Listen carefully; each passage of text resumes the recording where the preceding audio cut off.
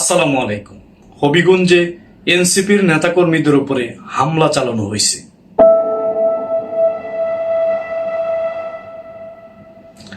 এবং একজনের চোখ নষ্ট করে দেওয়া হয়েছে। যেই বিএনপি গত 17 বছর আওয়ামী লীগের আমলে টু শব্দ পর্যন্ত করতে পারে নাই, সেই বিএনপি আজকে ক্ষমতায় এসে তারা বাঘ হয়ে গেছে। যেই বিএনপি গত 17 বছর দানের জমি, আড়া জঙ্গলা, বন জঙ্গল, মানুষের পরিত্যক্ত বাড়িগুলোতে বসবাস করেছে, লুকিয়ে থেকেছে, সেই বিএনপি 24-এর ছাত্র বিপ্লবের কারণে একটা সুযোগ পেয়ে ক্ষমতার মসনদে বসেছে।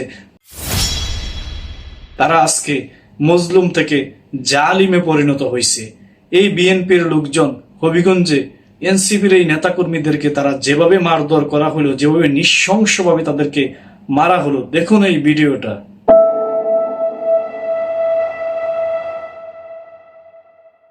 মানুষকে প্রকাশ্যে এভাবে কেউ মারতে পারে? তারা এনসিপির নেতাকর্মীদেরকে তারা ওখানে সুযোগ পেয়ে তারা মূলত তাদেরকে তারা ওখানে হত্যা করতে চেয়েছিল।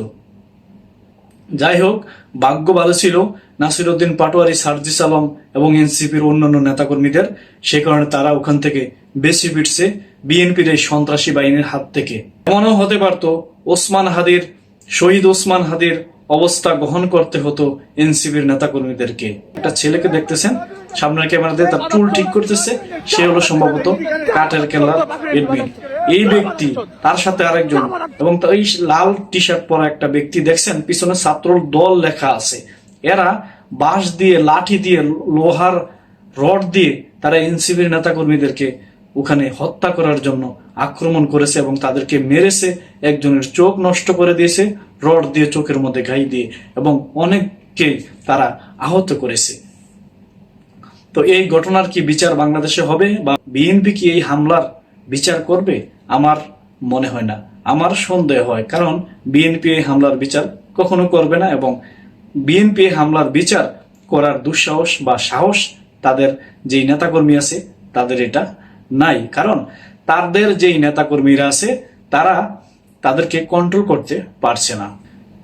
যেই বিএনপি গত 17 বছর আন্দোলনের নামে তারা ঘরে বসে চা বিস্কিট খাইতো, আন্দোলনের ডাক দিয়ে তারা রোম থেকে বের হতো না, সেই বিএনপি আজকে ক্ষমতায় এসে যারা বিরোধী দল বা বিরোধী মত, রাজনীতির ময়দানে মত পার্থক্য থাকবেই, এখানে তর্ক বিতর্ক হবেই।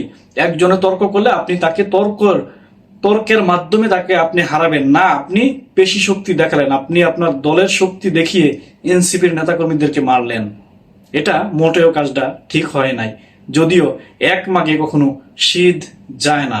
এখন পরিস্থিতি এরকম দাঁড়িয়েছে, বিএনপি মজলুম থেকে জালিমে পরিণত হয়েছে।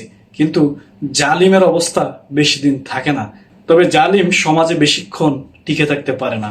তাদের পরিণতি যারা পূর্বে জালিম ছিল তাদের অবস্থার ন্যায় হতে পারে। গত 17 বছর বিএনপি যেভাবে আন্দোলন করেছে, সেই আন্দোলনের একটা ফুটেজ আমি আপনাদেরকে দেখাচ্ছি। এটাই বিএনপির আন্দোলনের দৃশ্য। তারা 2 পাও আন্দোলনের দিকে বাড়াতো, 10 পাও আন্দোলন থেকে তারা পিছিয়ে যেত। এটাই ছিল গত 17 বছর তাদের আন্দোলনের নমুনা।